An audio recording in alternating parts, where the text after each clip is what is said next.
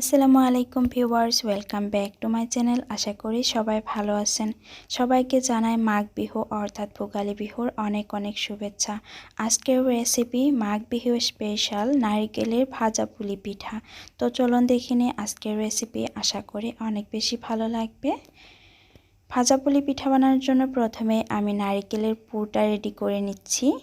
এর জন্য দিয়ে দিলাম কড়াইতে 3 টেবিল চামচের মতো ঘি, দিয়ে হালকা একটু গরম হয়ে গেলে সেই সাথে দিলাম 4টি এলাচ থেতো করে আর 2 টুকরো দারচিনি দিয়ে হালকা একটু ভেজে নিচ্ছি।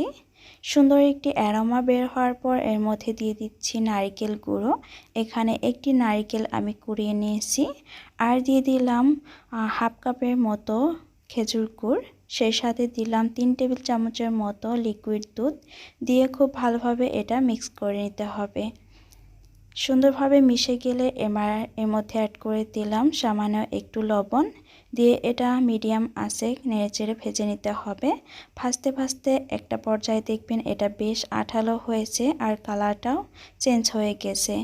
তো এরকম কালার করে আমি ভেজে নিচ্ছি, এর থেকে বেশি ডার্ক করা যাবে না। এবার এটা নামিয়ে এক সাইডে রেখে দিচ্ছি। এবার তৈরি করব পিঠার জন্য ডো।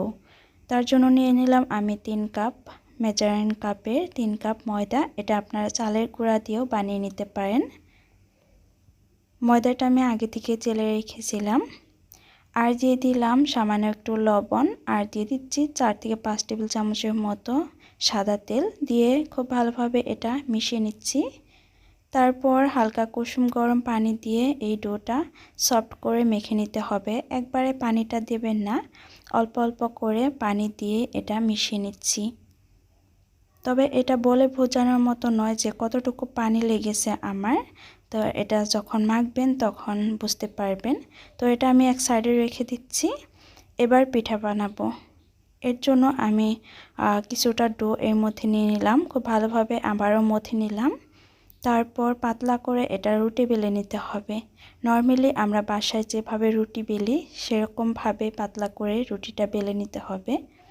তো বড় সাইজের করে আমি একটি রুটি বেলে নিচ্ছি।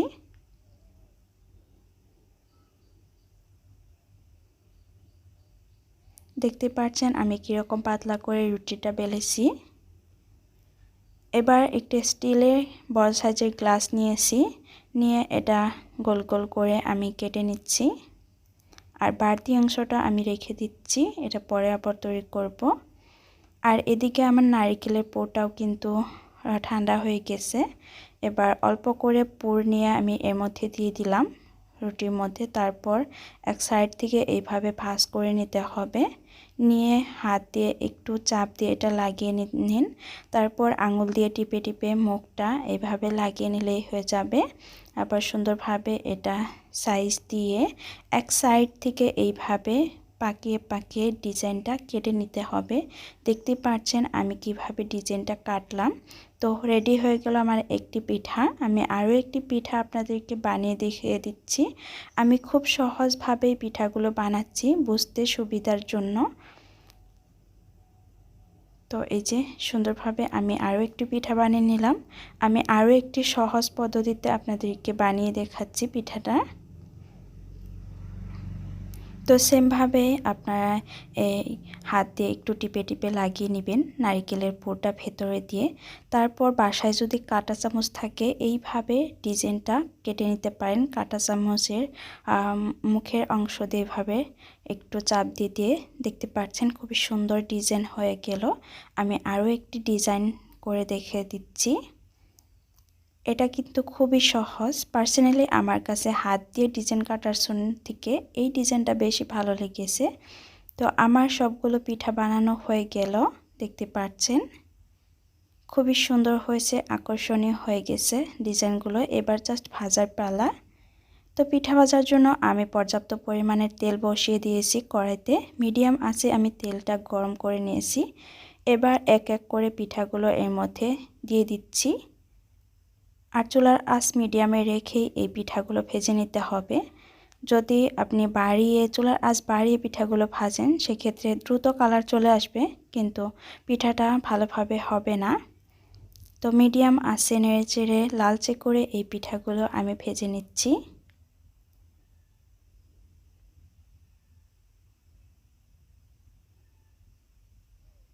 তো এই যে দেখতে পাচ্ছেন সুন্দর একটি কালার চলে এসেছে। এ পর্যায়ে আমি এটা নামিয়ে নিচ্ছি। এর থেকে বেশি লাল করব না।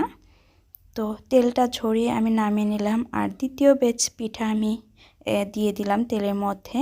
নেড়ে চেড়ে সুন্দর একটি কালার করে আমি সবগুলো পিঠাই ভেজে নিচ্ছি।